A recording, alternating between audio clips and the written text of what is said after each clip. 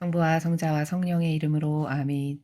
예수님과 어머니 하나 되신 성심을 통해 아버지 뜻 안에서 기도드립니다. 사랑하는 하느님 아버지, 저희가 듣겠습니다. 성경 말씀에 그 빛의 나라, 그 빛의 나라에 숨겨져 있는 아버지의 다양한 다스림의 원리와 그리고 아름다운 질서들, 이 모든 것이 저희들의 사고방식으로 매 순간마다 정신세계의 혁명이 일어날 수 있도록 축복해 주시옵소서. 아버지, 저는 예수님과 어머니께서 그러하셨듯이 온유와 겸손으로 완성되어 용해된 그런 차원의 나라에서 아버지께 사랑을 드리기를 갈망합니다. 그렇게 될 수 있는, 그런 사랑을 드릴 수 있는 은총으로 저희 사명과 저희 제자들과 이 사명에 함께하는, 협력하는 하나된 많은 영혼회원들에게도 같은 은총으로 축복하여 주시옵소서. 이 모든 기도 우리 주 예수 그리스도의 이름으로 기도드리나이다. 아멘. 성부와 성자와 성령의 이름으로 아멘. 안녕하십니까? 하나님의 뜻 성계 피아수녀입니다. 오늘도 여러분들과 함께 성경 안에 담겨져 있는 아버지께서 가르쳐 주시는 신적인 나라에 대해 함께 학습해 보도록 하겠습니다. 2021년 12월 25일 토요일 주님 성탄 대축일 밤 미사입니다. 제1독서 이사야서 9장 1절에서 6절까지 말씀입니다.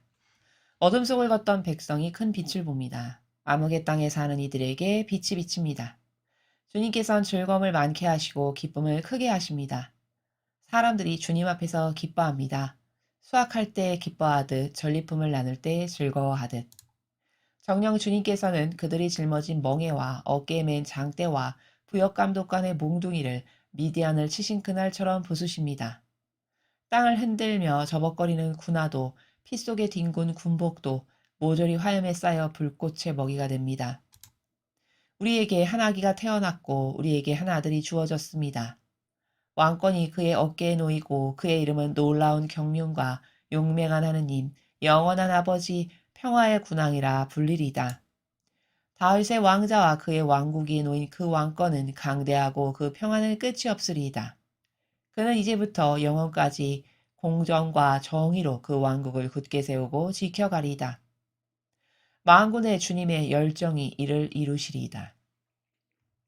주님의 말씀입니다. 하느님 감사합니다.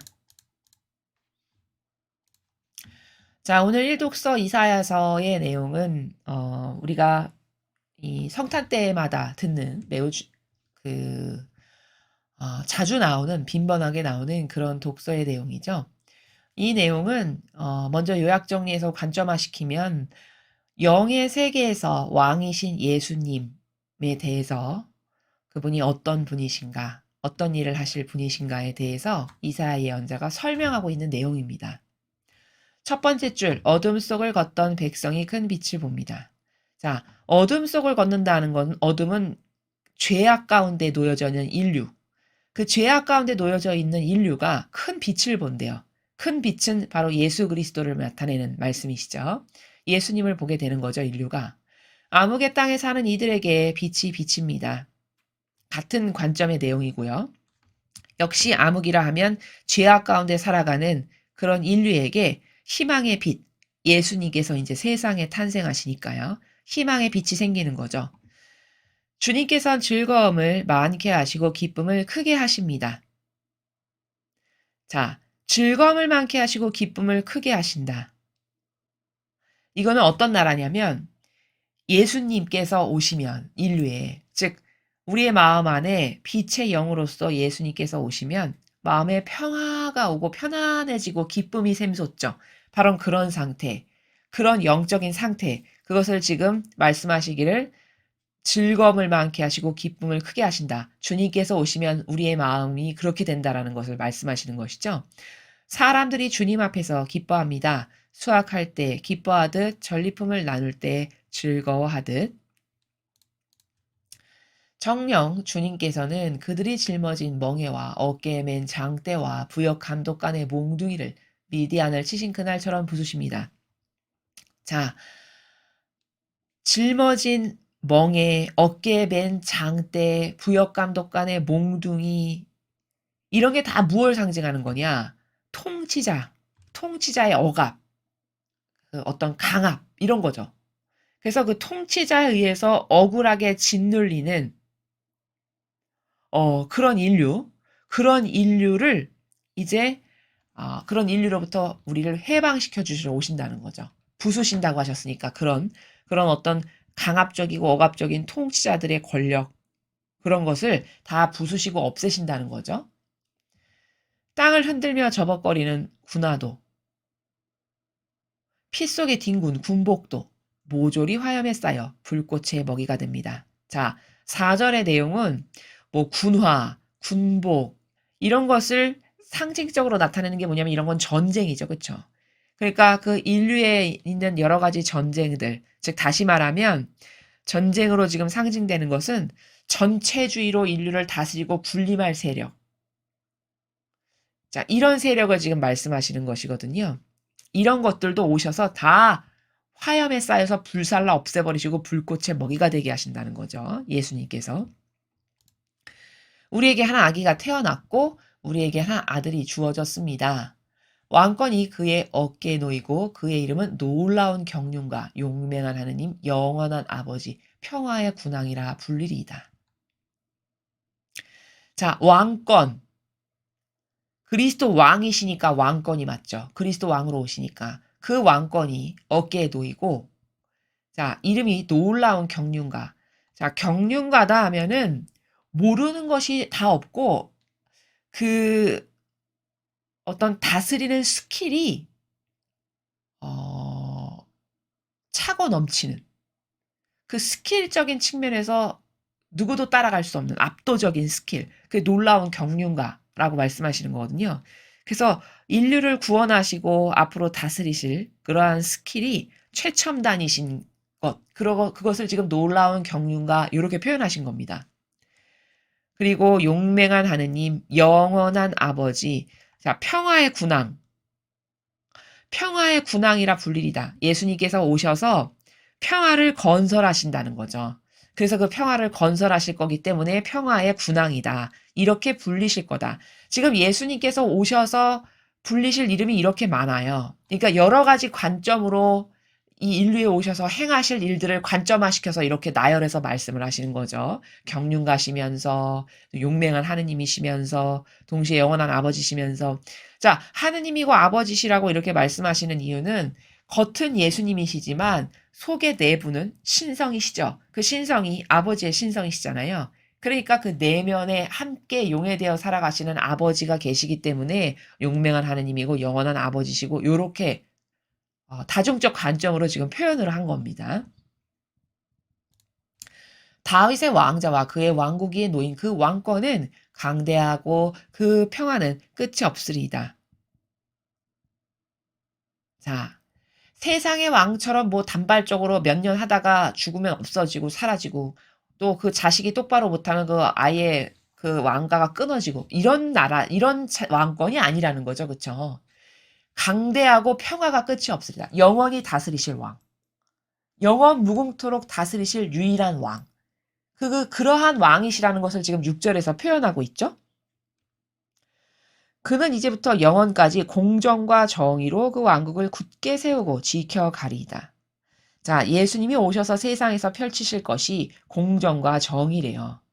그렇다면은 예수님께서 세상에 오셔서 펼치실 것이 공정과 정의면 교회는 당연히 공정과 정의를 건설하는 게 의무가 돼야 되죠. 그렇죠? 그러나 요즘 교회 공정과 정의를 건설합니까? 병든 자비를 가르칩니까? 병든 자비로 영혼을 죽이고 충동질해서 모두가 다 병든 자비에 함몰돼서 죽게 하는 게 거짓 교회가 맺은 열매죠. 그러면 공정과 정의를 건설하러 오신 예수님하고는 정반대네요. 이것만 봐도 뭐 이것 말고도 수십 개 수백 개의 거짓 교회가 예수님과 얼마나 다름을 입증할 수 있지만 오늘 이 대목에서는 교회가 어떻게 예수님하고는 다른가를 이 부분에서 또 입증을 할 수가 있죠. 만군의 주님의 열정이 이를 이루시리다. 자, 예수님께서 가지고 계신 열정. 어떤 열정이냐? 아버지 뜻만을 이루기를 그토록 갈망하시고 열망하셨던 그 열정. 그래서 제가 있습니다. 저를 보내주십시오. 이렇게 자원하셨던 열정. 그 열정이 이 모든 것을 지금 앞에서부터 쭉 나열하신 아버지의 뜻을 다 이루실 거다. 이런 말씀이죠. 그렇죠?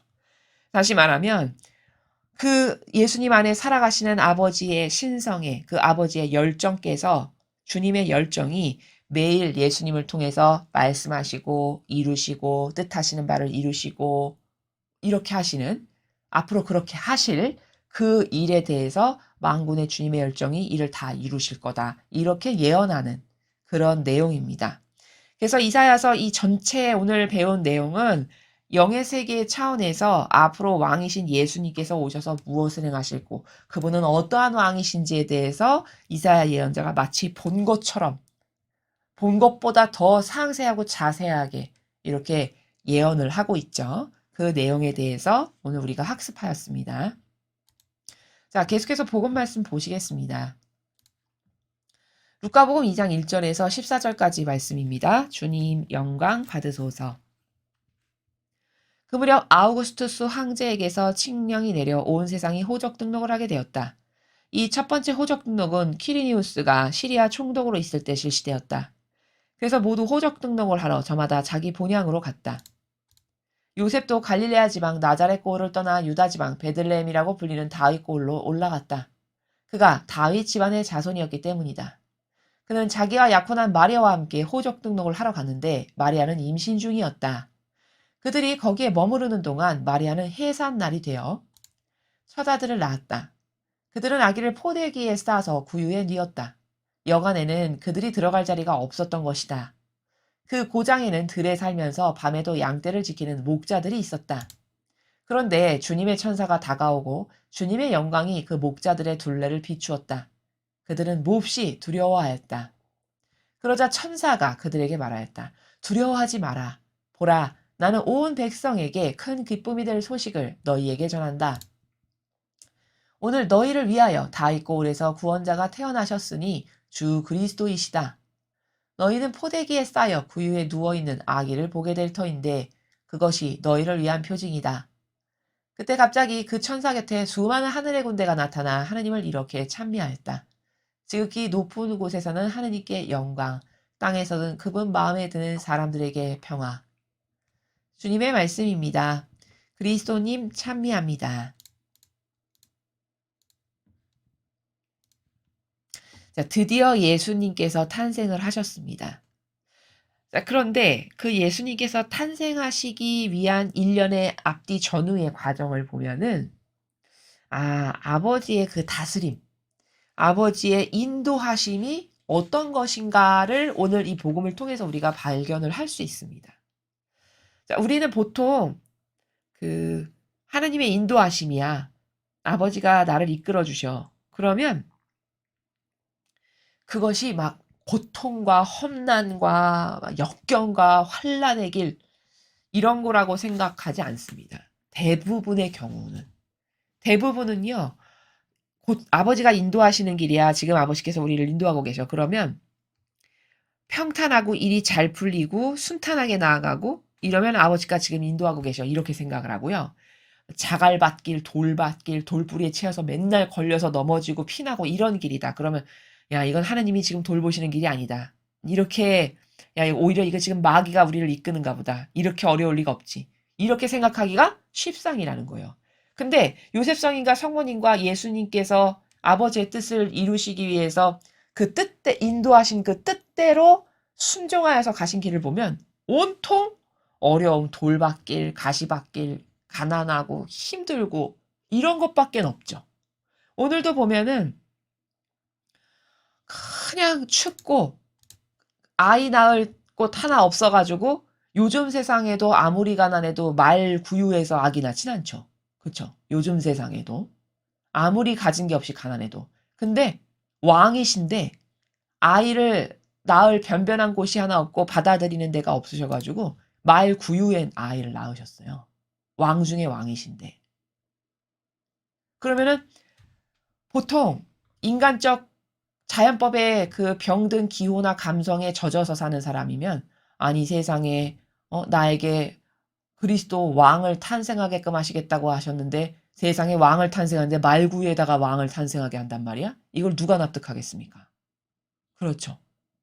근데 실제는 이렇더라는 거예요. 아버지가 인도하시는 길이 이렇다라는 겁니다. 그러니까 인간적인 것은 보통 인간적인 사고방식이다. 이거는 신적인 것하고 거의가 다 정반대인데요. 신적인 올바른 사고방식하고는 거의가 다 정반대인 게 다 인간적 사고방식의 한계인데, 인간적이다 그러면 하느님의 다스림을 순풍에 돛단 듯 가는 길이라고 생각하게 만들어요. 근데 전혀 그런 게 아니라는 겁니다. 그렇죠?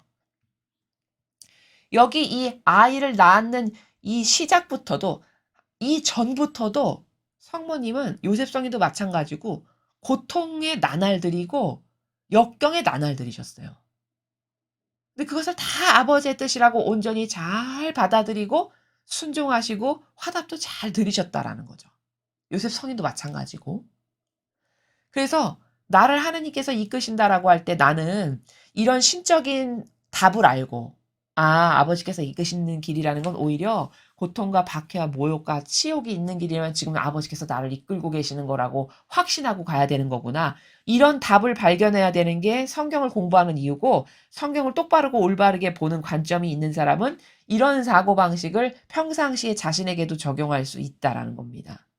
그러나 성경을 똑바로 배우지 않고 진리를 모르면 제가 지금 앞서서 말씀드린 것처럼 거꾸로 생각해요. 오히려. 그렇죠?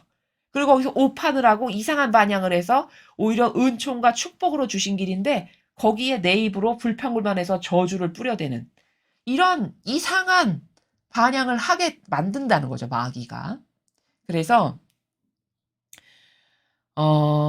이 예수님과 요셉 성인과 어머니께서 함께 하셨던 성가정을 보면 어떤 것이 아버지께서 이끄시는 길이고 그 길에 나는 똑바로 화답을 깨어서 똑바로 화답을 할 수 있어야 되겠다. 자칫 잘못하면 속아서 내가 거기다 토를 달거나 불평불만을 하거나 혹은 이건 아버지 뜻 아닌가 봐 이러면서 이상한 정반대로 가거나 이러한 것을 하지 않으려면 오늘 배운 이 아버지가 이끄시는 하느님의 다스림께서 우리를 이끄시는 길이 어떤 것인가에 대해서 올바르게 깨닫고 오히려 그런 고통과 역경과 환난과 모욕 가운데서 아버지께서 나를 이끌고 계시다면 하느님 감사합니다. 아버지의 뜻이 저를 이끌어 주시니 감사합니다. 제가 더 잘 반영할 수 있게 저를 축복해 주시고 이끌어 주세요. 이렇게 기도하고 화답하는 게 올바른 차원의 나라다라는 겁니다. 그것에 대해서 여러분들께서 오해가 없으셨으면 좋겠다라는 사실입니다. 자, 그래서 오늘 성경 말씀은 복음은 예수님께서 루카복음으로서 예수님께서 이제 탄생하셨는데 얼마나 어려운 가운데에서 이 세상에 오셨는지 아버지의 뜻이 이끄시는 다스림이라는 건 어떤 것인지를 배웠고요. 그리고 이사야 예언서를 통해서 예수님께서 이 세상에 어떤 왕으로 오시는지 무엇을 행하실 건지에 대해서 벌써 예수님 탄생하시기도 약 700여 년 전에 예언했던 그 예언서가 이토록 정확하게 예수님에 대해서 예언을 하고 있다라는 사실을 학습하였습니다. 우리는 영적인 것이다 라는 것에 대해서 참 오해가 많고 모르는 부분이 많고 정반대로 생각하기가 일수다라는 것을 여러분이 잘 인지를 하셔서 여러분에게도 아버지의 뜻이 무엇인가를 행하실 때 그런 오해 때문에 올바르게 반영하는 기회를 놓쳐버리는 이런 일이 없도록 오늘 배운 진리에 근거하여 여러분의 사고방식을 하실 수 있었으면 좋겠습니다. 이상으로 2021년 12월 25일 토요일 주님성탄 대축일 밤미사 복음 해설을 마치겠습니다. 감사합니다.